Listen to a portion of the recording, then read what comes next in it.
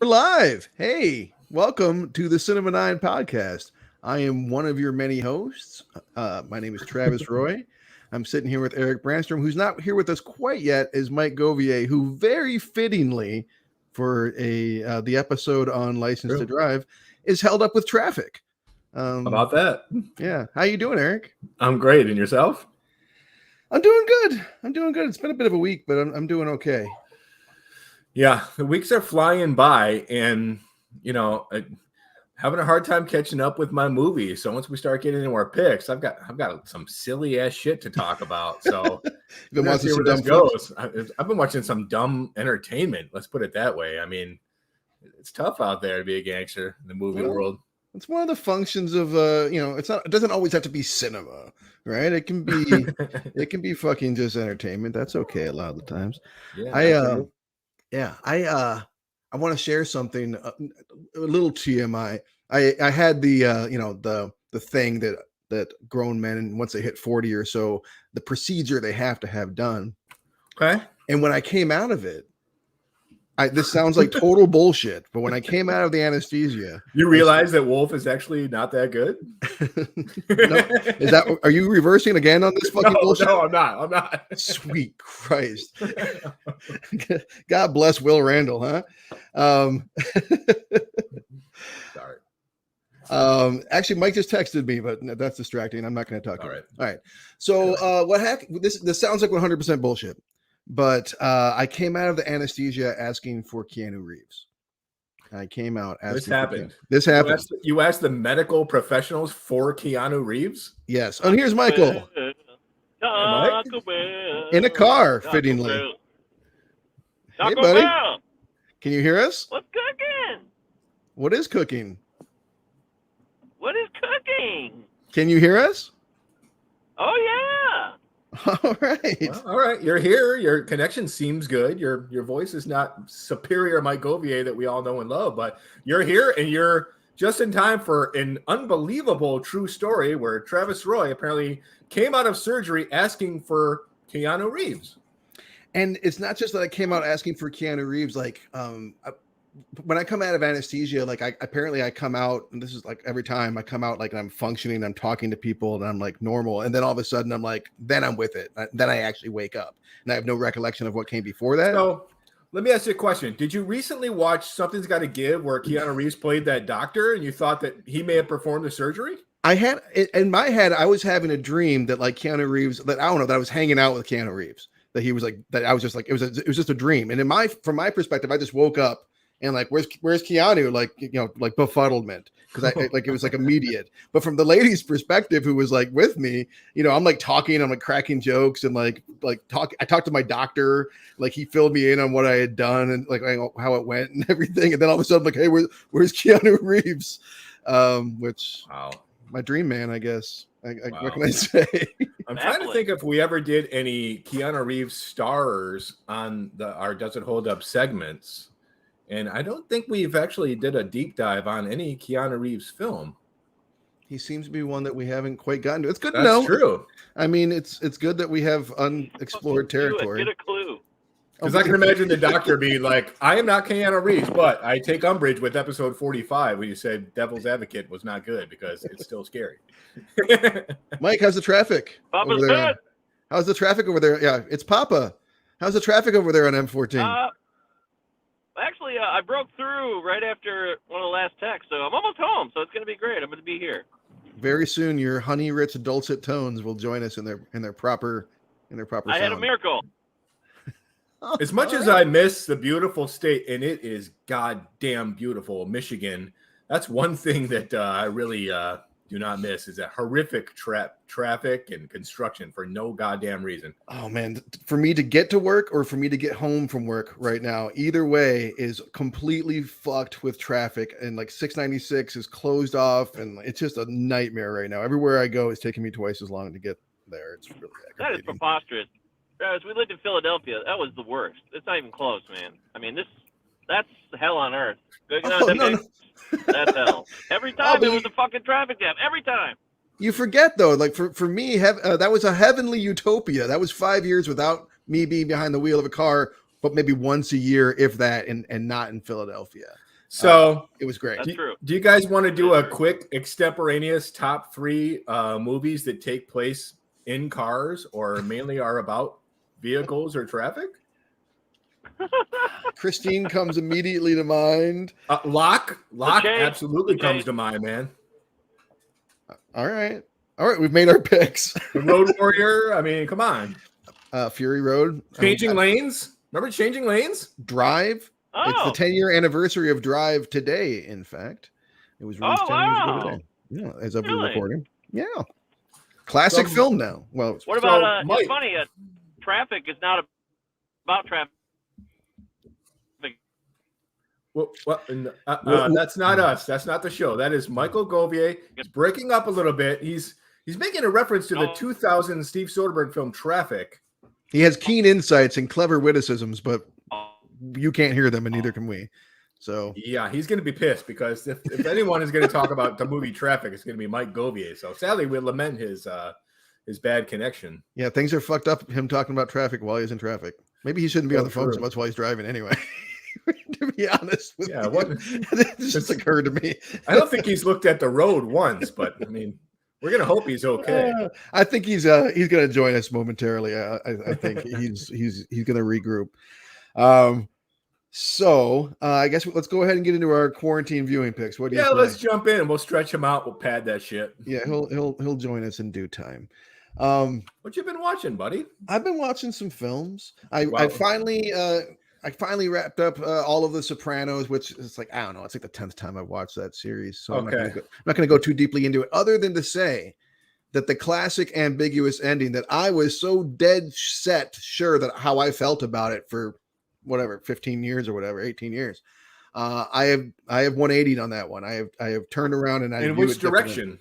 Okay, spoilers for a very old thing. Skip this if you've never seen The Sopranos. Yeah, skip this. I always assumed that it ended with his death, and now I'm like, no, I don't think it was. I think that's clearly what's just about to happen. And that's what I said for literally years. And I just don't feel that way anymore. I mean, at the point in the show where it happens, like everything, like there's really no one there who needs to do it from New York. Like it's kind of like everything's wrapped up. And there really isn't much like ominous happening in the scene other than there's a guy with a members only jacket who goes to the bathroom. So if Tony does, I'm sorry, but if Tony doesn't die there and his story doesn't end there, having this beautiful moment with his daughter, why this ending? Like, what is the point of this? That's a good question. I mean, I don't know. We enter his life somewhat suddenly. Oh no, actually, I take that back. I do have an answer to that. Okay. I mean, maybe not for that moment specifically, although it is a moment where they're rejoined and like all together as a family, enjoying the good moments, which they talk about at the end of the first season. But the show begins and ends really with Melfi. It's really about him seeking to better himself through therapy. And so like once that relationship is truly done, the show is over. So, wow. Okay. I like that sentiment. So, all right, we're done with the Sopranos talk, I guess. I doubt it. Fucking doubt it. I watched a film that has been building up in like people's esteem lately. I've been hearing more and more about this Cassavetes film, The Killing of a Chinese Bookie. You ever seen this? Wow, the Ben Gazzara film? Yeah, the Ben Gazzara film. I haven't jumped in, man. I'm really curious. I gotta say, I mean, Ben Gazzara is fucking great in it. I mean, he's really, really good in it. And I can see why people from that era like really latched on to Cassavetes as a filmmaker. Like I never even like thought of the phrase cinema verite like in a serious way before, but it very much popped in my head as I was watching the film, and that made sense that's what he's known for, apparently. But the film honestly was a bit of a drag. Really? Yeah, I mean, it was kind of like, go ahead. It's 1973. 6. Okay. Yeah.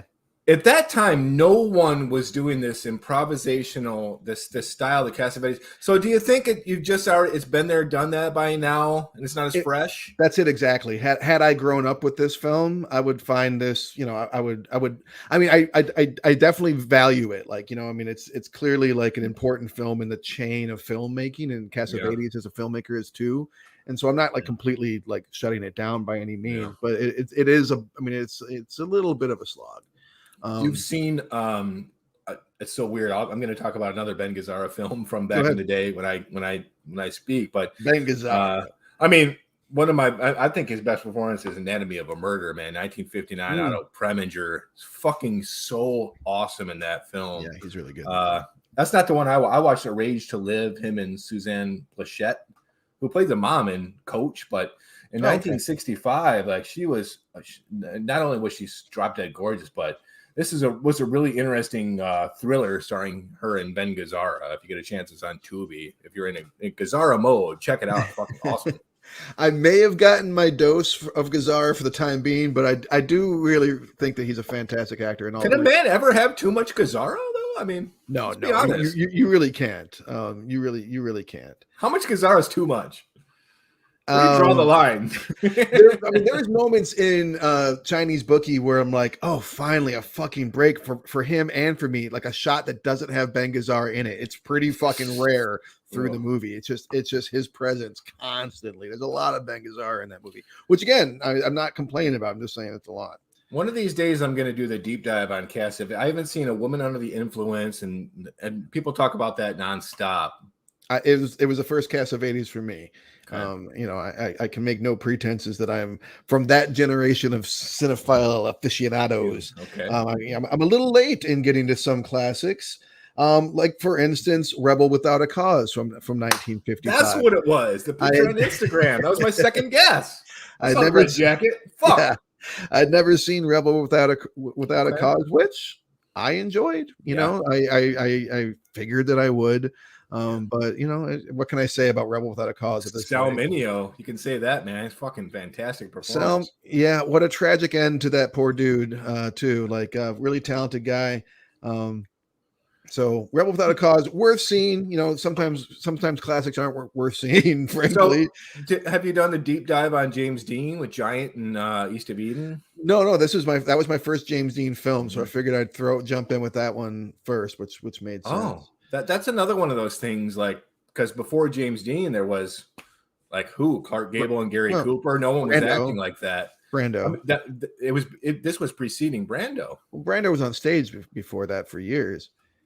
I think there's this old story about them both mimicking each other on stage. One would do Dean on stage, and then Dean would do Brando on stage. So they're kind of rivals. But I'm not trying to, you know, I think that what he does in that, what James Dean does in Rebel is very, very modern feeling, and you can feel that happening in a way that you don't get from other films from the era.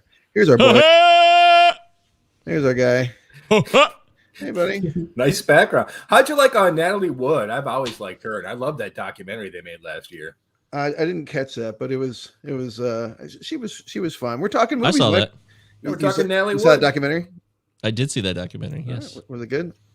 Well, you know, it's a disappointing life, and All right. I mean, things didn't go her way. Apparently, she had a rough beginning too.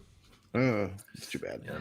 I watched another American classic I'd never seen before. I was literally flipping through the channels being like, I've seen every fucking movie. I'm going to watch the next thing that comes across that I haven't seen before. And what came up was Conan the Barbarian. I had never seen Conan the Barbarian. Dude, what did you think? I thought it was fantastic. I thought it was great. Awesome. It was great. Unusual. And again, what can I say that, you know, it's fucking, you know, I'm like 40 years late, but I will say that I really kind of underestimated this movie. I think I thought it was going to be pretty low budge and silly. It was a big budget film. It was like a major fucking movie. Yeah. With, you know, some pretty grotesque horse cruelty. They, you know, like there's definitely some scenes that are kind of hard to watch. Yeah. But other than that, I thought it was great. I really enjoyed it. I'm going to watch Conan the Destroyer. Absolutely. Fuck yeah. Well, Tracy Walter, the legendary Tracy Walter, plays his buddy in that. And it's like, it goes in a different direction. But did you watch, I hate to hide, I feel like I'm hijacking your time here, but did you watch the John Milius documentary? No, I didn't. Dude, that's fucking awesome. It's on my list, but I'm like, you know, I have mixed feelings. How do you feel about him, Mike? You're shaking your head. I think you feel similar to me. Yeah, I do very much. Yes.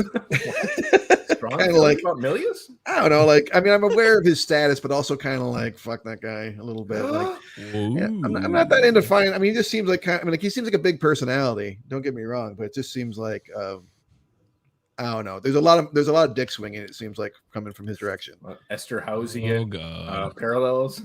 I don't know. I watched one of your recommendations, Eric. I watched The Clove Hits Killer. Oh, what did you think? Well, for one, really nice to see Dylan McDermott in a role like this where he can spread his wings a bit. And this kid, Charlie Plummer, who holds the movie down, is a fine young actor, as is the young girl who's performs with him, whose name I didn't get. Definitely, kind of predictable, but still takes you to some places that you wouldn't expect. At the same time, like it's pretty awesome movie. I like The Clove Hits Killer quite a bit. Wow. I recommend. I watched the new James Wan horror flick Malignant, which is getting very mixed reviews. Did you watch it? I'm waiting until this weekend. I'm waiting. I'll wait to talk about it until you've seen it. Let's save that one for next week. Well, to me, you can go ahead because we don't align that normally. Like if you liked it, I probably will not like it, and if I love it, you probably will be like, "Who cares?" You might as well tell me what you think. Well, I mean, I liked it. I didn't love it. I found it derivative in some ways, but not in the worst way. But how do you feel it holds up against like Insidious and The Conjuring, his master classes? I would say is the weakest out of those three, but also it's really there is some really innovative and new stuff happening in this movie. And there's some like very Dean Koontz, very Stephen King-y kind of callbacks. Goody Koontz? Wait, there's some Goody Koontz callbacks. Goody Koontz. There's some callbacks. Wait, Koontz or Stephen King? Because there's a big difference here. Well, I mean, I don't know necessarily. When it comes to like some thematic and some little like specific tropes. Okay, gotcha. But it was worth seeing, and so I'll be curious to see what you think of it. I would recommend doing laundry while watching the 2020 film Blood Spirit. You maybe just stop it before you get to the end of that film. Dirty Laundry, Don Henley.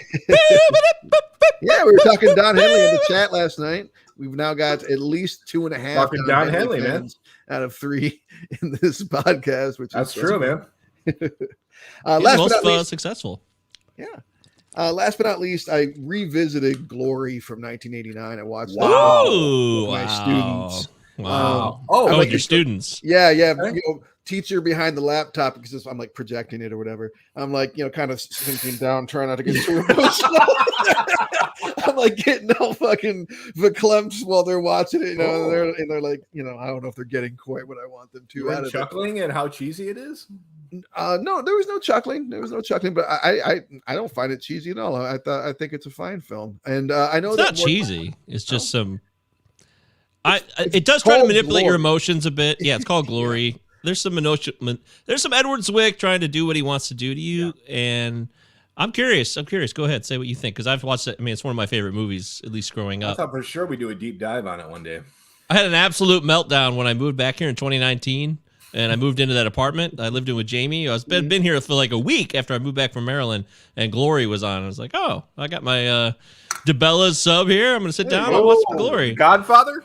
And every fucking time it gets to that part where Matthew Broderick is looking out into that ocean and the music is swelling and he has this choice.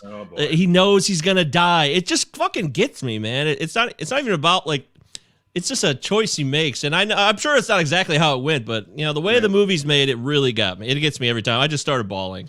I got to say that my big takeaway from this viewing is that this is by far the biggest highlight of his career. Matthew Broderick does. Yes, I never really thought like we've talked about him, especially on the election when we did that episode. Remember we do like him, and that is a great episode or a great a performance from him. But him in Glory, I think he's something else in that. I really think that I really buy his performance. He's really noble. He's really vulnerable but strong. Like it's just really fucking good. That's such an interesting. I'm so glad you brought that up because.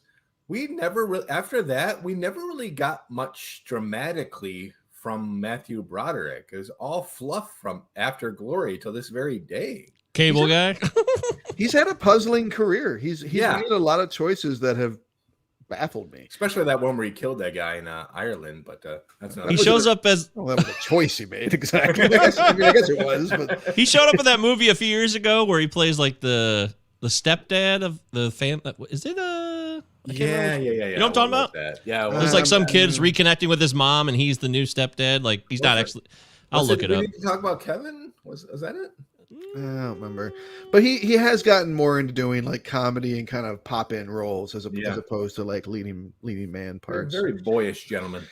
Yeah, but and Andre Braugher also, God bless him, to sound like Eric. Yes. Like I love him so much in Brooklyn Nine-Nine, and I do love his comedic turn as far as being an actor goes. But he's so incredible in that. And all the props to Morgan Freeman and Denzel Washington, who get a lot of praise for that movie, and rightly so. But wow, watching it this time, I was like Andre Braugher and Matthew Broderick really fucking blew me away. Yes. There it is. There it is. Well, those are the films I watched. Those are the films I watched, and I watched some Kids in the Hall. Those are the films I watched. And I watched some Kids in the Hall. He popped in on this movie too. I don't know if you remember this. He was in The Rules Don't Apply, the Warren Beatty movie about Howard Hughes. He played Andre Braugher? That's no Matthew Broderick. Oh, plays shit. Yeah, he plays like it's a serious role for him. It's not a comedic role, but whatever. So. Rules don't apply. Yeah, God bless Andre Braugher, man. The Mist. We gotta do the deep fucking. dive. It's not one I would choose because it's one of my favorite movies. Yeah, I mean, I don't want to investigate it. Yeah, man. So, been a little bit of a weird week for me. Like, I own this Alfred Hitchcock DVD collection, so I just watched all of them, and we're talking about the Birds, which I'll talk about in a second, Vertigo, and Dial M for Murder. By the way, Manchester by the Sea, that was him in that. That's what I was thinking of. Sorry. Remember, he plays like the new dude. Man. Okay. That's it. I've been fuck. I was just thinking about that this morning at that performance. I'm like, Christ, how do you play grief? How do you play that type of grief? So I'm sitting there thinking on my way to work for like 20 minutes. I'm thinking, how does fucking Casey Affleck do that? Because if you've seen that movie, it's like, how the fuck do you do that? I mean, that's funny because what a performance! This morning, I was contemplating grief in film too. I just woke up thinking, I just woke up thinking about Pig, about the Nicolas Cage performance in Pig, and thinking that's right. I still never saw that. The best, I think it's the best depiction of grief I've ever seen in film. Wow, it could be a toss up between grief and Manchester, because I mean, you got to underplay it. You can't make it too obvious, because I've seen very obvious grief, and it's just cheesy. Well, it's a consistent performance from Casey Affleck in Manchester by the Sea. He never, there's never like that. You're waiting for it. I think a lot of people watch the movie. Okay, this guy's got a crack, and then we got to feel bad for him, and he's going to let it all out. But that's why he did such a good job in that movie. It just never got better, and that's what fucking happens. That's how you do it. I mean, there's a whole 5 stages of grief cycle, and I think at that particular time in that film, it was focusing on one. But that's a whole other story. I watched Girl Interrupted from 1999. Yeah, I mean, it's been, you're talking about a man whose favorite actress of all time is Winona Ryder. I'm sitting there watching this movie, and I'm like, it's his favorite. It's more like a weird crush, but whatever. So. No. I mean, I will watch any movie Winona Ryder's in. Period. She's just my all-time favorite. I'm not saying she's the best actress of all time, especially in this. But I watched the film, and the standout here is Brittany Murphy for me. I have no fucking clue how Angelina Jolie got an Oscar for this movie. She did. It's cringeworthy. She did? Like, I was just going to say that too. Yeah, you got a Best Supporting Actress Oscar, and I'm watching her performance, and I'm like, what the fuck is going on here? Because it's cringeworthy, her entire performance. Brittany Murphy is fantastic. And the film by James Mangold, which I had forgotten. I mean, wow, what a career this guy's had for over 20 years now. Mm-hmm. I mean, the movie is just, it's just so, like, the structure of it is just so unusual that you cannot really sink your teeth into it. It kind of feels like a show, like one season, like the first season of a show about a girl who's been committed to a mental hospital, that it just doesn't really work as a film for me. But, check it out if you're interested. But, going back to Hitchcock, so I'm watching The Birds. And, Norm Hitchcock? Hey, speaking of Kids in the Hall. I told you I've never seen this show. Is this funny? It's the dumbest thing I've ever heard. Kids in the Hall to me is one of the biggest influences in my life. As far as like cultural influences, like life. In my life. Yeah. I would agree with that. hands down. Like Tracy Chapman, More influential Calvin than Hobbes, SNL. just a huge influence on me in terms of like, just I don't know, just as a cultural influence. And I'm sitting here and I'm thinking like these are Canadian comedians, and I'm like what are they offering up? How different, how fresh is this comedy? Like, what am I missing? From the '90s. You missed it. You've already missed it. I can't go back and be like, oh, guys, I saw it. No, it can't have the influence that it had on our time because we were there. We watched it in real time, so you can't replicate that. I started watching when I was 12 or 13 years old. Yeah, I remember when it was on HBO before it was on Comedy Central and all that stuff more regularly. And the first one I ever saw, the first scene I ever saw was the drunk dad coming in night. They put the camera on him. Yeah. Dave Foley. Hey, kid. The first episode I saw it on CBC because we would get since we're close to Canada, we would get the Canadian channel. The only thing I watched on Channel 9, which is CNBC, was Mr. Dress Up. That's the only thing out of Canada worth a damn. Fucking missed out, dude. I don't know what to tell you. Yeah. There's no answers here. Just like the grief, sometimes there's no answers. That's true. We have to bring it back. You just have to live with it. You have to put the Babadook of Kids in the Hall in the closet and just live with it. Speaking of Canadian comedians, did you guys talk about Norm Macdonald already? No, we haven't gotten there yet, man. The pain is too rich and deep. I can't go there. But I will say, man, come on, make it about myself. Get the fuck out of here. No, dude, no, it's good. That conversation is going to be about me because he's my all-time favorite stand-up comedian. But I do want to. I'd be remiss if I didn't say. I'm sitting there watching The Birds, and it dawns on me. This is the definitive exercise in film scoring. All right. You talk about, especially in horror films, how important a score is. I don't know if you'll remember or know anything about the score to the film The Birds by Alfred Hitchcock. There's no score. Okay. There's no score. All of the music is just the birds and the makes terror sense. Of what they're doing. And it makes everything so much scarier because you don't know what to expect. Fucking awesome, man. Dude, speaking of music, I sat down and I'll be goddamned if I didn't watch The Sound of Music on Disney Plus. I've seen this. Have you seen it? I've actually never watched the whole thing. I've seen some scenes on YouTube, I was overexposed to it. Goodbye. This is what I'm talking about, man. Yeah, the Family Guy, all the kids crunching up the stairs. Fuck all that, man. I'm not talking about that. I'm talking about the movie itself. Sit there and watch the movie because I love the film. I've seen it so many times. And the last time I watched it, I'm sitting there and I'm like, oh, God damn it. We didn't talk about the passing of the legendary Christopher Plummer enough, in my opinion. Passed away last year. And I cry, and I did a couple nights ago. Every single time Christopher Plummer walks into his house, and I'm starting to tear up right now. And he starts to hear he hears his children singing, and he's just remembered. You see it on his face of how much music means to him, and being a family and celebrating music is on his face. Such a beautiful performance, such a fucking fantastic movie. I love it, man. I guarantee you, man, if you watch it, you'll be touched, Mike. Check it out. You feel the same way about his performance in Dragnet? Powerful. He's good in Dragnet, but it's not powerful. I liked him better in Wolf. I don't know what to tell you. Dude, actually, to me, it's like he's hardly in it, but whatever. You made the point last time about how he's stoic. Dude, I was overexposed to the movie as a kid. I was shown it over and fucking over and over. I never want to see it again. I don't know what to tell you. You know who didn't like that movie? Christopher Plummer. Hey! He didn't like Wolf? No, he didn't like Sound of Music. Oh. You watch his tender rendition of Edelweiss that he sings in front of his Austrian audience on the cusp of World War II when he's probably going to be taken into custody. It's so powerful. It will guarantee you bring a tear to your eye. Are there any black people in that movie? I mean, anyway, I also took Travis. I took Travis up on Sweden in the 1930s. Probably not. Cancel it.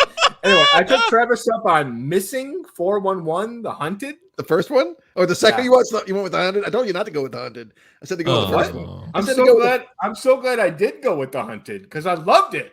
Oh, okay, good, dude. I'm sitting there watching this movie that is about how all of these hunters are going missing all over the country for no apparent reason. Okay, Remember when I texted you about me fucking getting terrified beyond belief, having to like walk outside, go for a walk? Yes. It's the Sasquatch sounds. I couldn't believe my ears. I was fucking scared. I was riddled with goosebumps. The baby's crying. Dogs are like, "What the fuck is wrong with you?" I had to leave my house. I was so scared. Yeah, that's when the movie lost me. Like it lost me with that stuff. But all of the coincidences of all the people that are lost, like, and just like how they become lost, like literally, like people turn their back and they're just vanished. Like there's multiple stories of like that happening throughout American wilderness. It's really fucking weird. But the entire time I'm watching the movie, I'm sitting because they start talking about the point of separation when someone will go on their own and all of a sudden, 3 hours later, we can't find them. I'm waiting for like this like half-hour chunk of like a most dangerous game situation where we've got a serial killer hunting hunters. Yeah. And it never comes up. That's clearly the explanation for all of these missing people. Seems more likely than fucking Sasquatch to me. That's why I like the first one better. But I mean, like, you know, these are very real disappearances, real lives. Like it is creepy. When he I don't really go for him trying to answer these questions in the way that he goes about doing it. But the missing people themselves is fascinating. I was scratching my head, but that's it for me, man. All right, cool. I got nothing. I didn't watch anything. So what? You're the busiest man on the fucking planet. Yeah. I've been doing some like other stuff recently, and I feel bad. No movies, guys. I let you down. Shut you down, Jan. Man, we talked for a while without you. I guess we perfect. And you have limited time. Yeah, I started writing for this website, and writing takes a lot of effort. You can't just like put it together right away. It's one of the hardest things a person can do, I think, is fucking write. It's not something you can't, like a podcast, you can kind of jump on and get through it. Feel like, okay, whatever, I did it. But the words are there, and you can't hide anywhere, really. So it takes a little more effort, and which means I got to focus and put on some ethereal music and just kind of do my thing. So. Well, that's good. It's good. It's fun to write. I mean, it's hard to write, but it's fun to write. And I agree. Good for you. I like. Hey, thanks. All right, look at me. Look at you. Good for you. Me and the two Corys right here. We're doing License to Drive, man. You ready to do this? I am. You know, I've never been more ready in my life. This is a movie that's, was a big part of my existence growing up. So I'm excited to talk about it. Do we check the email at all? Did you guys check those? I have not checked the email in like a year. We got no emails. No emails? Oh, you're right. We don't. What about this one? Oh, no, we covered this one. This guy rules. I will say this is 2 weeks in a row that neither one of us watched The Beast of War. Yes. We're in trouble on that one. The Beast. We're in trouble. We gotta get that one done. Thank you. We'll watch that. Not one of us has us. We're assholes. We admit it. Yes. Sorry. We blew it. I got to find it. You said it was online somewhere, didn't you, Eric? I think I said that, but then I couldn't find it again after I said it. It's available on Amazon Prime if you're on there. Okay. Rodimus Prime. All right, cool. All right, it's time to get to Does It Hold Up on the Cinema 9 podcast. The two Corys, License to Drive, a 1988 film. This movie is 31 years old, give or take, and it's about a kid trying to get his license. Les Anderson. What in the hell is that? Son of a bitch. You know, there's a grandpa who's pissed. There's a lot of different cars. The main car is a Cadillac, by the way. It's a very nice caddy. And there's a lot of things that happen in this movie that are bizarre. We'll get into that, of course. But did any of you guys remember the first time you watched this? Eric Bransham, can you recall ever seeing this movie? Back in the early 90s, my older brother Marty would bring this home from the Meyer video store like every night, and we'd watch it. But I'll be goddamned if I don't remember anything about the film.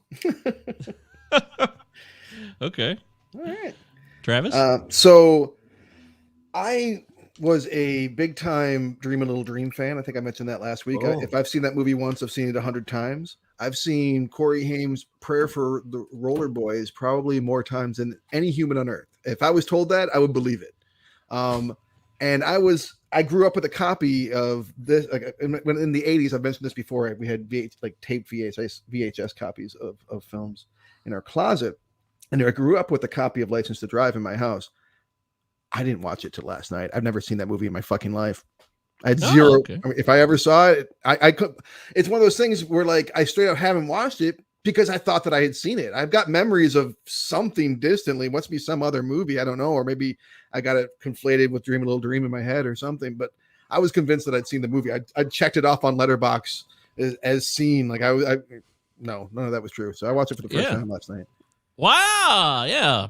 Dream of Little Dream's a fun movie too. Patton Oswalt's new beautiful wife, Meredith Salinger. Boy. Yeah, she's so gorgeous. What? I had a big crush on her in that movie. Oh yeah, we all did. So I must have gotten confused because I'd never seen it either. So, well, how about that? These two guys. We got no nostalgic attachment, Mike. So neither one of us might be in for a bit of a awesome argument. That's why we do this. That's fun. I can't wait to find out what happens. I definitely watched this at the babysitter's house. So Bonnie and Scott were like, we would get sent over to Bonnie and Scott's, and they had this kid, John, who was like this psycho, who was like totally ADHD, but it wasn't identified in like 1989. You know, this guy totally had it. He was, looking back now, it's like that kid was so ADD. It's not even deniable in any way. And he had older sister Patsy, and she would listen to Iron Maiden. Yeah, it was such a different time. Hey, Patsy! Hi, Scott. And Scott's dead, I think. I think he died. Rest in peace. He's also, Scott's the one who created the Bobin character, by the way, that my younger brother Josh was known as and tortured with for decades, unfortunately. But there was a whole story about a guy named Joshua Dorr, who worked for Art Van, the real Art Van. Absolutely. You know this whole story. The real Art Van, the man? He would tell us his story. Joshua Dorr was like a thug muscle for Art Van. And like a go. Why did Art Van need muscle? Someone's trying to steal a couch? So this already gets to the problem with me and Eric having not seen this movie, because you clearly have some relationship, like some things tied to this film that have all to do with the movie. I want to see an Art Van biopic. It sounds better than License to Drive. Oh, wow. Yeah. Well, that's probably true. But I also saw Christine there. I saw a lot of movies for the first time there because they had HBO and there was no like supervision. You just got to do whatever you want there. They're technically babysitters, but it's like, who cares? Yeah. And so I saw this movie for there at the first time, and like I believe in 1989-ish or whatever it came out on HBO, maybe early 1990 at the latest. And I always enjoyed it. And then I got older and I was like, oh yeah, this movie, and it's so dumb. And it's like the kind of movie you could just throw on and who cares? It's just a who cares throw on. So it was pretty easy to, but I hadn't seen it about 10 years, I think. So it was interesting to go back and look at it through some different lenses now, some questionable things in this movie that we could discuss with Mercedes, unfortunately. And her name is Mercedes. Mercedes Lane. Mercedes Lane. Mercedes Lane. Yeah, are you talking about when naked pictures are taken of her while she's unconscious, or are you talking about keeping her in the trunk of the car for no fucking reason? Probably both.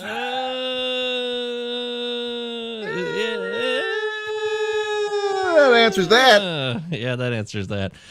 Is this better than License to Kill, though? I think it's better than License to Kill. I like License to Kill. Timothy Dalton's my favorite James Bond. I hesitate to say I've seen the movie. I hesitate to say I've ever seen any movie now. My whole view has been fucked. Everything I thought I knew is all fucked, yes. I didn't look up the score, though, so I'm going to guess the score for this movie on IMDb. I didn't look it up either. Me neither. I assume it's shit on, but it's not like so shit on. We got a big cult following here. Yeah. So I'll say a 6.2 or 6.1, something like that. That sounds reasonable. I'm going to say, I'll say 6.3. I'm going to toss it a 6.5. We're looking at 6.3. 6.3. Well done. Ding, right. ding, ding, ding. Congratulations, sir. Now it's going to be fun to read the the reviews on this one because popcorn tipped over.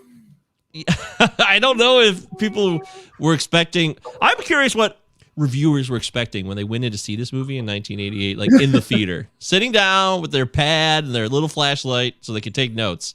You know, did they look at comedy? I mean, 24% from the critics, so it's totally shit on the Rotten Tomato thermometer, but 61%—that's a huge gap. I noticed the that. Audience. Yeah, big gap. Maybe great. One of the biggest gaps we've seen in 76 episodes.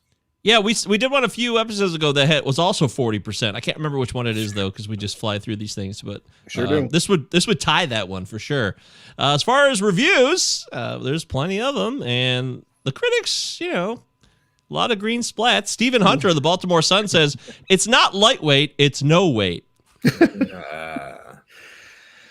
Okay.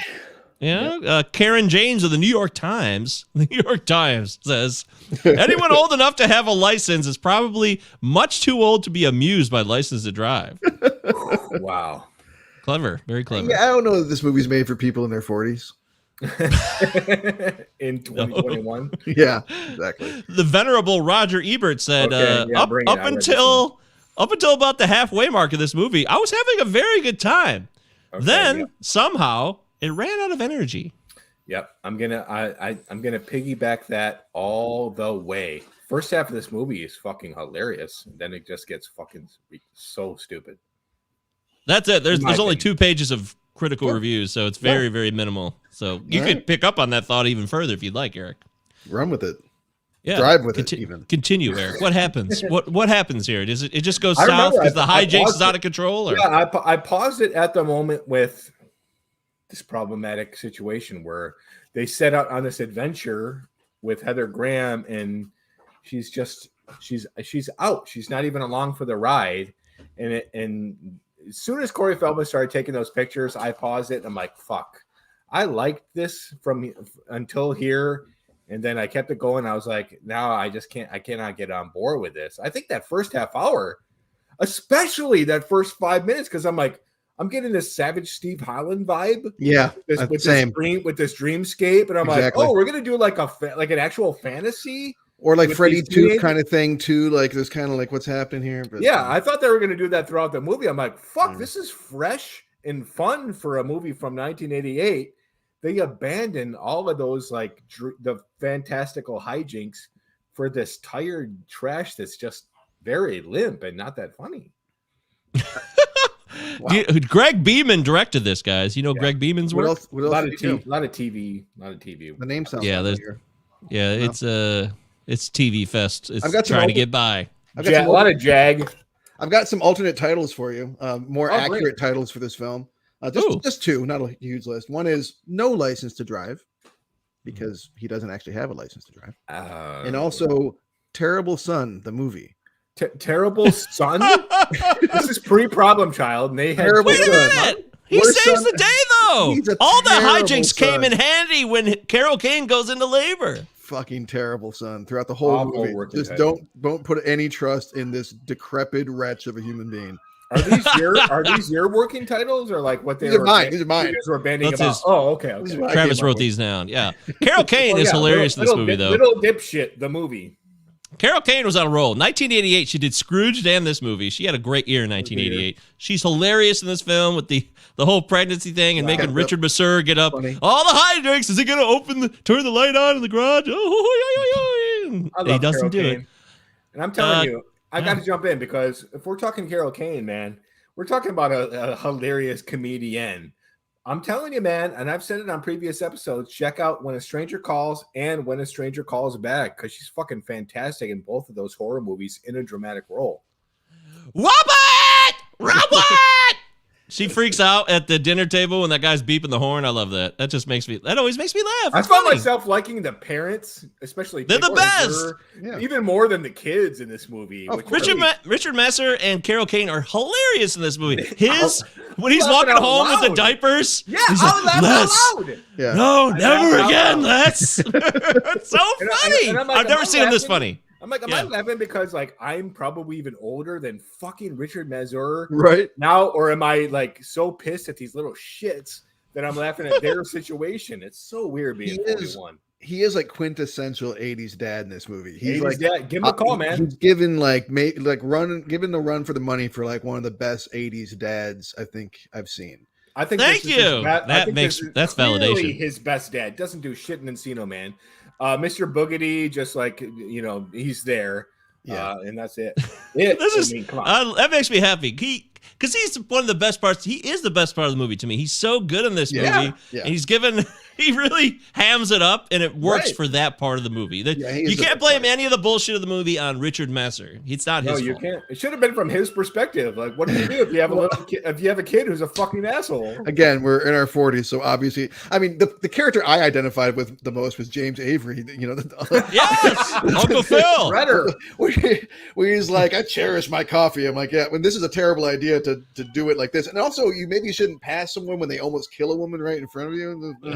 But his cup is empty. Yeah, his general vibe, though, I really felt that. Yeah, I was just going to mention him. He's great in his little role there as the driver instructor with Les. Yeah. And also that woman, that's I always quoted that too. The redheaded woman who plays that psycho bitch kind of character at the DMV. I don't know who she is, but she is so terrifying when I was a kid. I used to be so freaked out from her. Do not fuck with the Department of Motor Vehicles, Mr. Anderson. That's another one of those things because that is, again, in this first hour. I know. She's watching Vertigo upstairs. But it's in this first hour, and it's before this, like, jaunt or this adventure or whatever that happens. It's not entertaining. But when you have, like, when you focus on, like, the adults' reaction to these dumb kids, that's where the script shines for me. And the film is much more entertaining. But halfway through, it goes off the fucking rails. Well, you got some teenage kids here, right? So you got Corey Feldman, and you got the two Coreys, and then the other bozo sidekick who's taking pictures, and he's a total nerd. He's not cool at all. Yeah, Charlie. Thank you. Yeah. Charlie, yeah, he's not cool, and they try to show how uncool they are when they go to these certain spots. What's the place called? I can't believe I forgot the name of the place. Archie's Atomic something or other. Archie's, come back! Yeah, Corey Feldman's just devastated. But then, I guess once he steals the car for the night and they get out of control, and Heather, Mercedes gets drunk and she breaks up with her way too old boyfriend, by the way, if she's supposed to be in high school. Paulo. Yeah, very That's weird. Like 40. Yeah, the guy's at least in his 30s. That's obviously same thing with like the gearheads, like the antagonists that are with him. It's like those aren't those aren't kids. Like what is this? I don't know, man. I mean, like. It's a fantasy still, despite it not being like sticking to the fantasy that we kind of want it to be how it starts off. Like it is still a fantasy. Part of me was like, this fucking drunk guy that steals the car. Like, I don't care how drunk you are. You don't think you're in a fucking plane. Like, it's just stupid. But it's for the purposes of the comedy. It's for the purposes of the story. We're supposed to take it as serious. I mean, this movie we should take as seriously as Caddyshack or fucking Freddy Got Fingered or something. This is not like a serious movie. What about George Clooney's writing partner, his pal Grant Hasloff? Oh, was that him? That is him. Yeah, he's playing the revolutionary. There's a whole communist left wing thing going on. Yeah, the Raskolnikov cosplay guy. What is this subplot? What is this subplot with the sister and this socialism? I don't know, man. Here? What is the line here? I wrote it down. Who cares what your commie boyfriend thinks? I say it's great to be an American. What? Dude? That is so 1988. I would say that's like 1945. I guess. Well, that's what Reaganism was. Reaganism was going back to the 40s and 50s. Yeah. Russians are evil. Oh, it was nuts, man. Wow. Yeah, that whole side plot is funny to me. Like the fact that they put it in the movie, I don't know what they were trying to accomplish by showing, because she could just have a boyfriend. His sister, Les's sister, goes out with her boyfriend and they go on an excursion. But the fact that they get caught up in like the protest that happens later on, that's the only reason I assume it's in there. And it's dropped. I mean, like so many other things in this film are just dropped. The first thing that's dropped is the fact that he doesn't even get his license in the long run. We got no fun montage about his friends helping him out to actually achieve his goal. Dude is driving around without a license, open intox for like half the movie with a woman in the trunk of his car. Including maybe bring his sister back to reinvigorate or help out that relationship between brother and sister. No, that's not this character is so dumb. It's like there's no arc for the character. Like he doesn't learn anything. He just gets away with all this shit. Add another 20 minutes. Get the sister, the dad, like let's bring everybody back. Feldman, like team up and like get this kid his actual license so we can all be like, hey, we got it. It's fun. Do we need another 20 minutes of this movie? If you write it well, if you don't film a first draft, yeah. I think those things could have been managed without adding all the time in, because I think there's some things that could have been tweaked a little. Yeah, like the entire second half, man. You're gonna go to art. Like, what the fuck is Archie's? Like, yeah. Hey, that's totally realistic. That is realistic. You want to be cool. And come on, where we come from, the kids would fucking go to the Meyer parking lot and just park their cars, and that's one of the things I really enjoyed about this movie. There's a lot of nostalgic things, like when he rolls the car out of the garage, he carefully puts the garage door up without the thing making the noise, and then he fucking rolls the car out and reverse. That's realistic. And yeah, that's totally realistic. I remember doing that, and remember those fucking remember those while you were out post those slips, those call slip things. Yeah. Your family had a pack of them, but like you never actually used them because those were fancy. So you'd actually write your messages on other scraps of paper. There's a lot of things like that, like throughout the movie. The intercoms in like for rich people had, like my uncle had, like house intercoms. I remember those. They became more common in suburban households, like in the early '90s. Maybe this was a little early for that, but yeah. Okay, I'm glad you brought that up, because one of the big moments for Corey Feldman, and there's not many. There's not nearly enough. He always plays second fiddle. It pisses me off. Is when he gets on the intercom and it's just like, "Hey, you're ugly, bitch!" Like burp. Like this is what you're gonna film. Like the script is not that good, and Corey Feldman is not in it nearly enough. This isn't even a team. He's a master at body work. I mean, you got to give him credit for that. The man gets underneath that hood and just lickety split. Amazing. Yeah, I don't know how he did that. They were back in business. Feldman. Dude, I love Corey Feldman. Corey Feldman, if I hear him say anything, I'll just start laughing. But they don't really give him any funny lines or anything much to do in this, in my opinion. Yeah, that's not fair to him. He's got some funny lines. Name one. Ah, damn it. Okay. They're not coming to mind right now. I do think that there is something, it's not a specific line, but there is a belief that he has throughout the movie that I find interesting and funny, and that's that having a license gives you, is like this portal to the life that you want to live. It's automatic total autonomy. And I was just talking about being without a license for I had a license, but I didn't drive for 5 years while I was in Philly. But of course, I'm a grown man, and really what they want is access to adulthood, and that's what the movie is ultimately about. And it's fun watching him like put way too much stock in this thing, and it also reminds me a lot of our dearly departed friend Ryan Liberty, and how he was the first in our group to get an automobile, and how we all glommed the fuck onto him, like, dude, good thing you got a van because you're driving us everywhere. Yeah, you can fit like 10 people in this fucking thing, and I don't know how.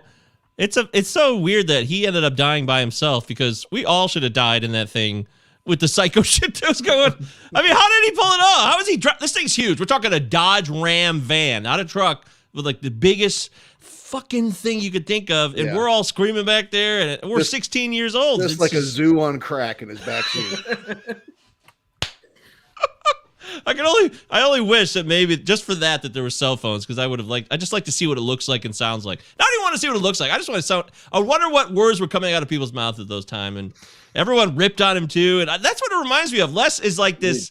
He is that. That's a really great call, Travis. I guess maybe that's what I like about the movie too. Is he's the guy who can give these people the freedom they want. They don't have it yet. And whether Corey Feldman's hilarious or not in this movie, he does a great job with the performance, because he's the instigator. He makes everything happen.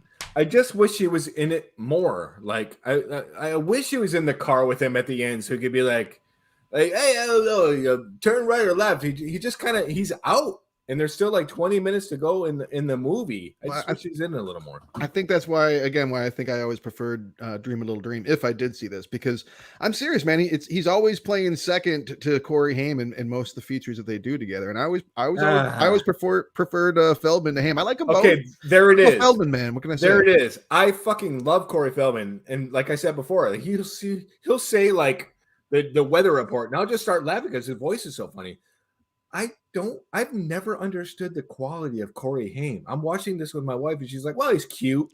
And I think he's a better actor. Cool. Like, people like him being cute. And he's a better actor than Corey Feldman by far, actually. I think he's like a significantly better actor. What's the draw? I like Corey Feldman's whatever, his fucking Come on. his vibe. He's got the little He just got that presence about him at an age that fits perfectly into this realm. And the way he looks at things, like he's so optimistic, which ended up not being how his life went. But it's tragic. Yeah, it's really tragic. In fact, I guess it's worth mentioning that the whole documentary that Corey Feldman made about being exploited by the Hollywood system was based around this movie. Also, this was one of the productions. Lucas. Oh, okay. No, it was the Lost Boys and this one, at least the 87 when they were being produced. So. I know that the Charlie Sheen accusation came. That's Lucas. That's another thing too. And this is all. I mean, it's a lot of like, who knows? Frankly, yeah. I mean, I'm sure it sucked. We do know there's scumbags in the system who have preyed on youngsters. So it's not like it doesn't happen, but. I just want to mention it for the record in case someone's like, "How could you not mention that?" Yeah, whatever the case, two sweet men who didn't seem like they were done very well by the Hollywood system. But yeah, Corey Haim is dead because of it. I think, frankly. Yeah, but they do leave a wealth of films, some better than others. Yeah, they're bozo 80s teenagers. So the movies they're gonna do, I mean, they can't all be Stand By Me, right? Mm-hmm. So yeah. You're right. This movie is supposed to be goofy and stupid. And yes, Heather Graham's character Mercedes is definitely, it looks really bad now. I don't know. I mean, but it's 88, honestly. I mean, I'm not excusing that. I'm not excusing it by any stretch. But I know you're not. You're going to make the argument I'm going to make. So go ahead. But yeah, even in the late 90s, American Pie and all these other movies were still pushing shit like this. So it's not like it just died. This was still very, very much of the culture. And we have to at least have the context understood of how movies were made and what was acceptable, at least in like mainstream culture at the time. I know it's not cool in any context now, but at the same time, on one hand, I think we should point it out and obviously not condone it. But at the same time, like, I'm not going to stop watching 16 Candles, for instance. There is some fucked up shit in the movie 16 Candles, for instance. But there's it's like, and if you got the nostalgia for it, you can kind of make these excuses, I guess. And maybe that's not okay. Maybe you should just shut down everything in your life that has any negative energy around it or whatever. But, that's a personal choice, I guess. The Saving Silverman I just mentioned, that was made 2001, and that was ridiculous things in that. So it was only recently that things have really, teen comedies have changed. In fact, comedies in general, this movie would not get made today, frankly. Okay. So I'm going to stop you right there and tell you that, of course, they're remaking this with 2 female leads. License to Drive reboot. Do you think they'll have a drunk guy in a car and throw him in the trunk? They're going to do everything they can to make the male stupid, which is what they do nowadays. But I'm just saying, I mean, times have changed. Is that a thing? I don't know if they make the male stupid. I mean, like in the Ghostbusters when they did that with Chris Hemsworth. But I mean, generally speaking, I mean, I don't know, like like when it comes to women playing male characters in remakes, like, I don't know, they're 51% of the population, man. It makes sense for them to occasionally to play one of these. Yeah, they're doing the She's All That remake too. That just came out on Netflix, right? And I saw He's All That, but why remake? You watched it? Yeah. I don't see the value in remaking this. There's not a very there's not like some sort of timeless story or like deep message to pull from it, or even particularly unique circumstances. I found a lot of this movie really trying to be Ferris Bueller's Day Off, frankly. I was thinking about that character the entire time I'm watching this, because Ferris Bueller offers something to. He offers his own personal opinions and something to his friends, whereas Les just like he skirts through all of these circumstances and gets out scotch-free. There's no consequences. He's just like, oh, you're fine now. The dad hugs him and like, we're all good. Like, what kind of message is this for teenagers? Well, there was a lot of fucked up messaging in the 80s as part of our point, right? Exactly. He saved the day, though, and he deserves credit for that. In one night, he learned to drive backwards through the town with his pregnant mother in the car. Isn't that incredible? Okay, he only saved the day because he ruined it. Like, right, it wouldn't go and drive, yeah. And also, like, the utter fucking absurdity of the dad being like, yeah, okay, I guess my son has to drive backwards without his license on his second day ever driving because I can't leave my wife alone in the back seat. She won't let him go. No, I can't do that. No. Like, that's just like, what? No, that's not. I mean, like, the most convenient thing in this movie, or inconvenient thing, depending, I don't know, like when he fails his driver's exam, right? You went failed. Back when people would believe that like hitting one computer could shut down a whole network. Yeah, hit a monitor, all the computers go out for some reason. Because clearly the filmmakers wanted to have the scene where he does the drive, like the driving test. So he passes that, and then it's like, no, actually, you failed. It's like, okay. Actually, that's where Haim does some of his best acting, is in the scene when he's taking the test. He starts off, he gets like the first question right, he's like, all right, cool. Yeah, and then things just get progressively worse for him, and he's like, starts to freak out, and he sells that well. He's good there. It's funny. That's why I dig these. Like in the 80s, like the kids they just wanted to have fun, and they're obnoxious and all that, but like they had these simple desires: get popular, have a car, get like a hot girlfriend or hot boyfriend. And I don't want to be the old man, but like nowadays they're just these crass, like obnoxious, foul-mouthed little shits. I don't know. Are you telling us to get off your lawn? What's even happening now? What is I don't even know. You didn't even reference anything in particular. That was kind of strange. I didn't Freaky. follow. I just watched Freaky. All the teenagers in that, like, they were just like a bunch of little shitheads being crass and fucking obnoxious. There was no goal. They just were annoying. You could say the same about Mean Girls, and then you could say the same about American Pie, and then you could say the same about Animal House. I mean, you could say that about like this genre of films. But the writing was better back in the day. Like, well, sure. I'm not necessarily comparing it to those movies. I'm just saying that like they're in that same kind of wheelhouse where it's like comedies. Again, like there's something that happens like when you sit down with a pen and paper to like, think carefully about a film. Pen and paper with License to Drive. I'm going to critique this film. Yeah, this one I almost made the regular amount of notes to it somehow. I don't know how. Oh wow! Damn. Nice job. What else you got on that page?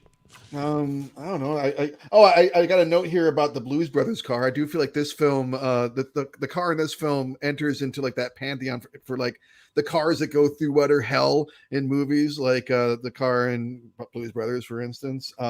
There were some others that were on my mind last night, but I can't think of now. But it's like a running thing in movies where like this car, the dude's car, for instance, or the car in Planes, Trains, and Automobiles, where like the car starts off good and it gets ridden into the fucking ground. I got a note. What was the hottest ticket in town back in like our day? I was sheltered. I couldn't go anywhere. The only thing I went to was Greg Halstead's giant party. But like, what was the Archies of like Heartland? Like, was it like Walden Woods, Rogers Rack? Like, where? Some people, Rogers. That's a huge one. Definitely, that really was Rogers Rack. The Sunoco gas station on Clyde Road. Big Boy. There was a lot of late nights at Big Boy. Big Boy. That's a classic. Yeah, that's a good one. Just that general parking lot with the McDonald's connected to the food town and all the Heartland pizza over there. Who am I fucking kidding? We are hillbillies. We would just start a fire in the middle of a field somewhere and bring a keg. Yeah, that could happen too. Yeah, absolutely. Just a lot of cornfields. Right, just throw the car door open and like turn the stereo up and start. Yeah, Greg Mulder's party after 8th grade. I remember that. Yeah, we just went out in the middle of a field, and that's what it was. The giant fucking flaming dick. Oh my god, I can't believe I remember that. That's so funny. Anyways, not all of us know what the fuck. Greg Mulder. About. Greg Mulder's dead too, by the way. Tribute. Greg Mulder, rest in power, my friend. You were a good man. Cheers, Greg. That sucks. Their friend, I thought, was a little underwritten, but like, I mean, that's a small thing. Who, Charles? Yeah, yeah. He's just the nerd there. He's got a camera, and that's nerd why. Friend. If only he didn't if he wasn't a photographer with the camera, then the picture thing would never happen. It's unfortunate. But that's what, teenagers are, they're sick fucks too. I don't know. It's not a real possibility that it would happen. It's just the fact that they decided to write it and put it in the movie. It's unfortunate. I just don't know what to tell you, man. I mean, this is so dated. 10,000 people a year die of drunk driving, and we're going to spend 20 minutes on this guy. Yeah, what about the old man, the great drunk driver? We're supposed to be laughing at him while he's singing the Frank Sinatra and the caddy. He's having the time of his life, man. I got up this morning and got to work, and in my students, my first hour, were talking about how they had ignored how much they had ignored their driver's instructor the day before, and how they're due to take, and like how one of them had just taken the test, and like they didn't. It was a sham. Like the person that's like fed them the answers. It was all completely like contrived. I'm like, I am every day terrified to be on the road. Okay. I really fucking hate it. I don't understand this about what you're saying and this film. Like, I failed every single class. I don't know how the fuck I graduated high school, but driver's ed, I wanted to drive so bad that I studied every night. I could tell you all 5 points of the Smith system right now. So I don't get why Les didn't pass this test, even though he's a fucking excellent driver based on that parallel parking. Like, I don't get this. Like, how can you not know just like what to do on the road? He's not a good driver. He's a terrible driver. What are you talking about? Dude, he not one drop of that coffee was spilled. Like he got by the road test, but he failed the written part. He wasn't paying attention. He's good at the mechanics of it, but he's terrible at the choices that he makes. Exactly. Accelerate when you get to a puddle, dude. Come on. Yeah. By the way, the best driving instructor scene of all time in any movie is in Don't Be a Menace to South Central. Park right here. He goes in and robs the bank, comes up, drive, motherfucker, drive! It's so funny. I'll put Clueless up against that any day, bro. Oh, that's a good one, too. Yeah, Clueless is although Clueless, it's about rich. Well, we're not even going to go there. Well, maybe we'll do that movie sometime. Too many white people? No, well, it's a rich area. Anyways, License to Drive is a goofy and silly movie. It's supposed to be goofy and silly, but there's, Richard Masur, it makes me laugh, so I give him full credit. And, Nina Seismesco, how do we say that last name? That's Casey's brother, right? Is that who's sister? Casey's sister. It's Casey Seismesco's sister, or I believe it could be his cousin. Actually, I'm not positive. I think it's his sister. I believe it is. What did she play in the movie? She's Natalie. She played Corey Haim's sister. I didn't recognize her that young. I know, right? Yeah, she's younger and she has dark hair, and you've seen her. For those of you've probably seen her in Airheads, Suicide Kings. I was just gonna say, yeah. The Stand, the original TV show, The Stand. She was in that. Oh, she played, like the Randall Flagg's lover. She's got. They dressed the part. It's so funny that like you can't be left-thinking socialist type people. You have to look the part too with the. Like the goatee and the dumb hat and all that. Dude, I mean, he's like, it's fucking Lenin just walking up. Hey, my name is V.I. Lenin. Hi, I am Lenin. God. I'm here to judge you in your class system.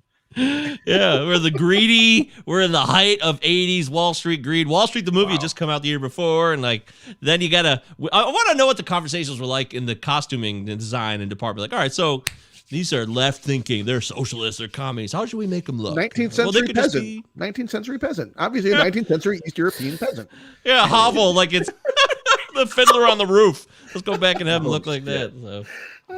And I like that what they were protesting was like something to do with atomic energy or something. What was it? I don't think it was nuclear weapons. I think it was nuclear energy, which is like that's not quite the lefty cause it used to be. Not really. Another year in the Cold War, so they were still pissed. Yeah. Oh, we already had Glasnost. Come on, what do you mean? You guys want to talk perestroika? Now we're good.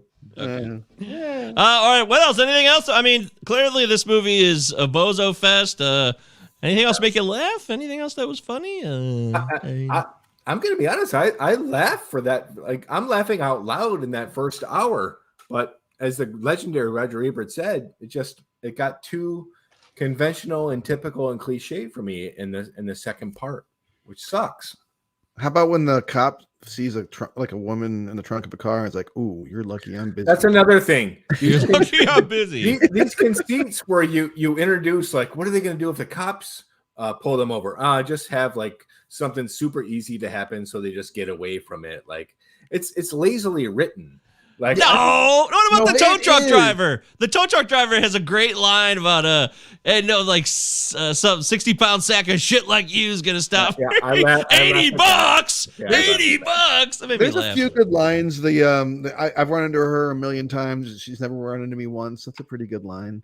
There's a few good lines in the film, but there's a couple gems in there. There's a couple gems. I do agree that overall this kind of feels like, hey, Hollywood, let's write it in the weekend. Like we're fucking high as shit. Like it comes across like very like and the score thrown together. Like, you got Billy Ocean, Get Out of My Dreams, Into My Car, but like where are all the they should have been better songs in this. This was a huge production. This is a perfect song for the movie. It's filled with crooners, man. It's a bunch of Frank Sinatra. What are you talking about? That was a nice surprise. I needed bigger hits, man. You give me like Robert Palmer or something else. We got one Billy Ocean hit. I wanted some Robert Palmer. I'm pissed. I like Robert Palmer. Look, I'm sorry, Randall Poster, but like, I want 10 hits. I want 10 hits. I want a good soundtrack. You got the money. They wanted to use the Beatles, beep, beep, beep, beep. Yeah, they didn't get that. Hey, did you guys notice that there's some sexual connotations to that song? No, not at all. No, I wrote that note down because like I've heard that song by the Beatles a million times and never really thought about how sexual it was until I heard that version where it's just like, oh, he's really, you can drive my car. Wink, wink, nudge, nudge. I mean, you've written a lot of songs in your life. I assumed you would have picked up on that rather quickly. I'm a dullard. I don't know if you knew this about me. Whatever insightful analyses I stumbled across on this show, I promise they're flashes in. He didn't really mean drive my car. I'm confused. I always took that song very literally.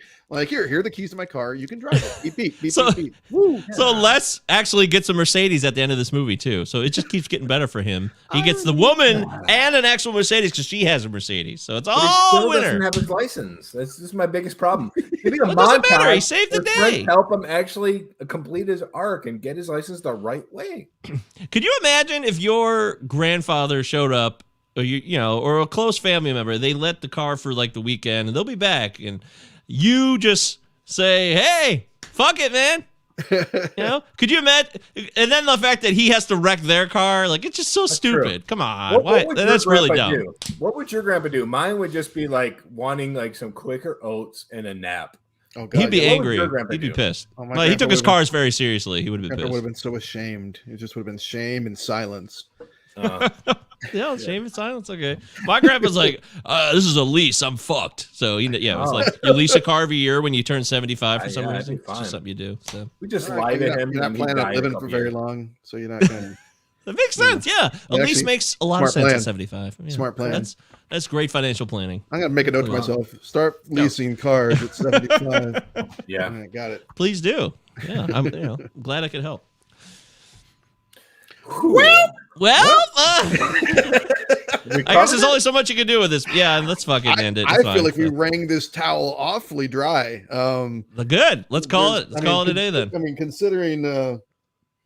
Okay, it's fun. Would the two Coreys be making movies nowadays, like as 48-year-old men? Like, does this team last? No teen sensation thing ever lasts. It didn't last. Yeah, they turned to reality television. What do you mean? Corey Feldman's still alive. Is he? He's not doing shit. If he made a movie, I would watch it, man. I love Corey. I'd watch it too. Lost Boys 3 and 2? The third? No, I did not. Yes, no. I watched both of those. Did you really? Yeah, I watched them both. And they're terrible, right? Are they terrible? I've still never seen Lost Boys all the way through. I never watched it fully. So. Well, I still believe that you'll watch it someday. I will. No, I'm interested in watching it. Jason Patric's in it. I know that. I love Jason Patric. So it's a great film. And, I was really pissed when Corey Feldman was removed from the Donatello role. That really ruined it for me in the second Ninja Turtles because he was perfect. I was like, oh my God, it's Corey Feldman. Pork rinds. Yeah, pork rinds. They took pork rinds out. What the fuck? Fucking bummed me out. They brought Vanilla Ice in. They took out Corey Feldman. Bad call. I actually showed my students in another class today a picture of Vanilla Ice, which because we were talking about desecrating the American flag, and I showed them a picture of Vanilla Ice, like this whole American flag get up. They had no idea who he was, but they had no idea who he was, of course. But I was very amused myself. They had no idea who Vanilla Ice was. They're fucking 15, 13 years old. They have no fucking idea of Vanilla Ice. Why would they? I'm just trying to think about when I was 15 years old, if I would know who.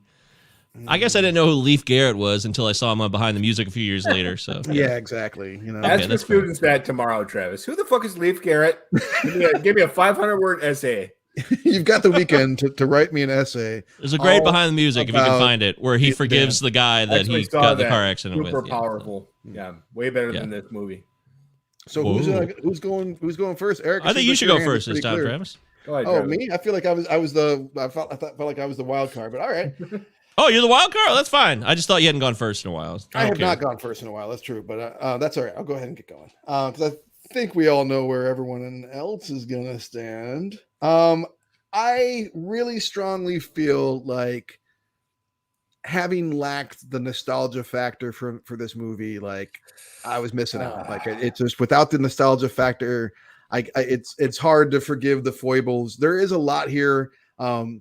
Like I said earlier, like it did make me nostalgic. I mean, it's the fucking Feldman and Haim team up we got here. I mentioned all the little fun other extra things. Like there is a lot of nostalgia here, but not a lot for me personally to draw on. So like, but on the other hand, I'm happy that I watched finally. I would have watched it sooner had I realized that I hadn't seen it. Something that is considered a classic or a cult classic to a lot of people. So I'm glad it's under my belt. But that all being said, yeah, I wouldn't say that this holds up like as a good movie in 2021. If you've never seen it before, I wouldn't say, hey, you should stop what you're doing and watch this movie. If you did grow up with it, though, I can totally see the charm. I can totally see the appeal. And I wish you all the happiest, best enjoying this film. It certainly has value. Also, I would have gotten her the fuck off the hood of that car way sooner. Way sooner. What are you doing? Yeah. What are you doing? I would have held back with those. Oh yeah. He's already to like within moments. He's ready to be like, oh fuck it. She's like trying to kiss him. And he's like, I got other shit to do now. But, but whatever. Yeah. So enjoyable enough, but I wouldn't say that I loved it or anything. So. Okay. Me or you? I'll go. I'll go. License to Drive for me is just a part of my existence, and it's always going to be something that I'll be like, this is fun. This is easy going. It's dumb and stupid, and I know that it is. So therefore, I enjoy the stupidity of it, and it also reminds me of like being, a lot younger back then, and the house and everything about the house, and I didn't have a family like that exactly, but I was around families like that and hung out at other people's houses that reminded me of that, and. I guess in a personal way, it definitely has a personal touch for me that I enjoy. I think it's funny. I do. Obviously, the Mercedes shit sucks. Yes, of course. It's bogus. It's totally uncool. Everyone would condemn it. No one would think it's cool today. We all agree with that. But this goes like to the never-ending discussion about what gets put in movies, who decides what gets put in movies, and how we react as the audience in absorbing it. This movie was a success, I believe, at the box office enough that like it was like, okay, this wasn't a bomb for them, and they were able to make a little bit of money off of it. And it's an innocent time. It's a teenager movie anyway, so not a lot of adults saw this movie, so they were probably not even aware of some of the shenanigans going on in this film, most likely. But as you age, you look at it. I look at it, and I consider, does it hold up or not? And yeah, we've covered this again and again and again. It's fun for me, and it brings me joy, and I'm always going to appreciate that. But if I take myself out of it, which I've really tried to do more recently in particular, I couldn't say that this movie holds up. I couldn't do it. It wouldn't be. It wouldn't.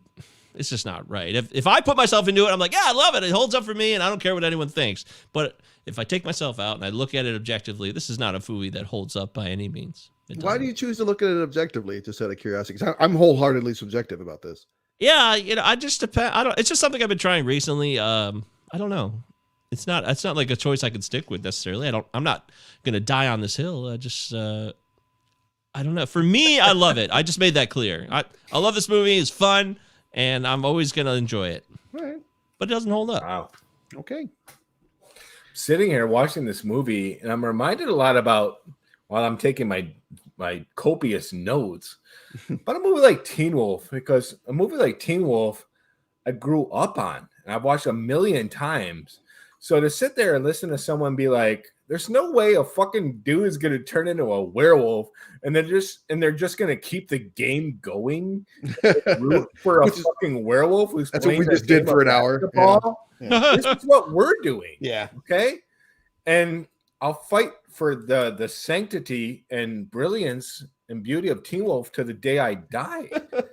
But we're at a crossroads here, man. What do I do? I can totally see people growing up with this and being like, being a kid, getting your license is everything, man. When you're 16, it's the freedom. And this movie reminds me of just wanting that liberation from your family, and like, who gives a fuck? Just deal with it the next morning. Your parents are going to be pissed, whatever. This movie does do that. If you're looking for that, if you're looking for that in a film. So I give it credit, man. I absolutely give it credit for that first hour, because that the dream sequence when all these people feel like slaves on a bus, they're trying to cut the change. I love it, man. I just wish they did more of that sort of thing, man.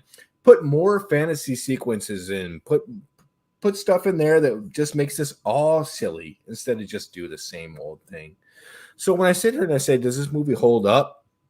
Sadly, it doesn't, because I wish they would have did a better job in the writing of it, man.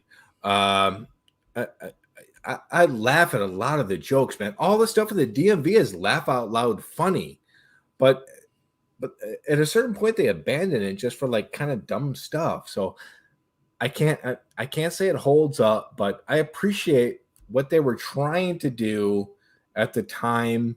And if, like you said, Mike, throw it on if you're doing laundry or if you're just looking for something dumb that's in the 80s, but it could have been better. It could have been a hell of a lot better.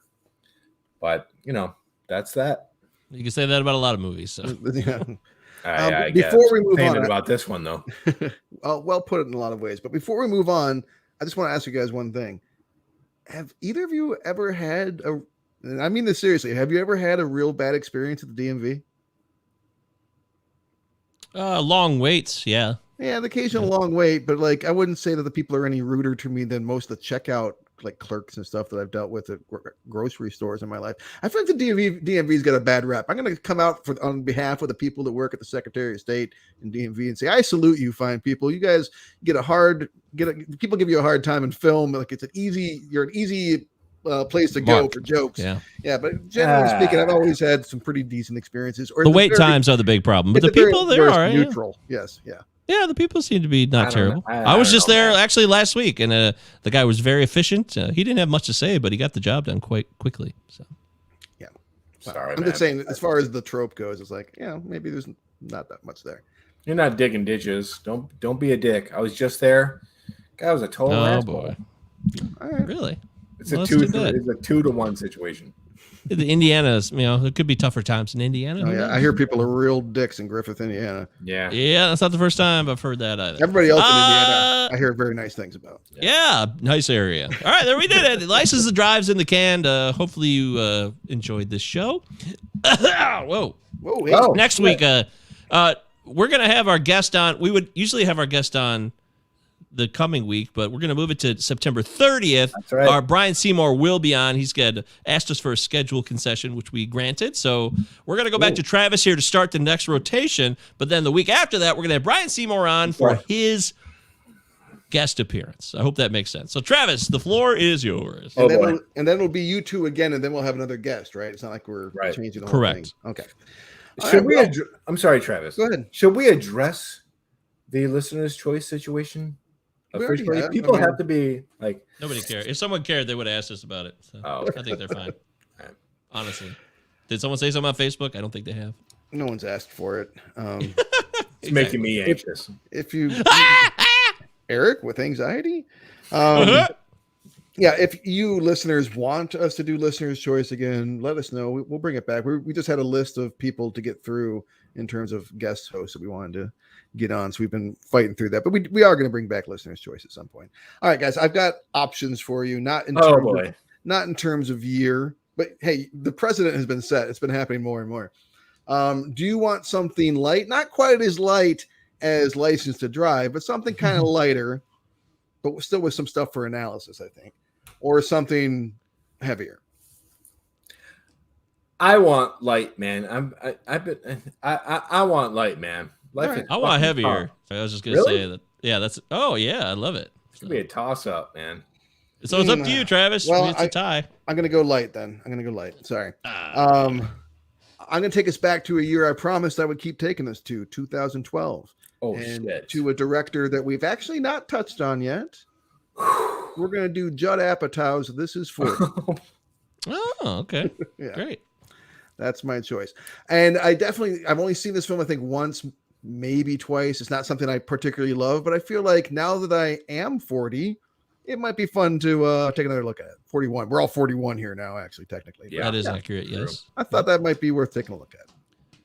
Yeah, I've seen it a bunch of times. I like that. I've never seen the film. All right. Well, great. Well, there you go. Okay. Well, that's what we're doing. Might be better than Knocked Up, actually. So it was supposed to be.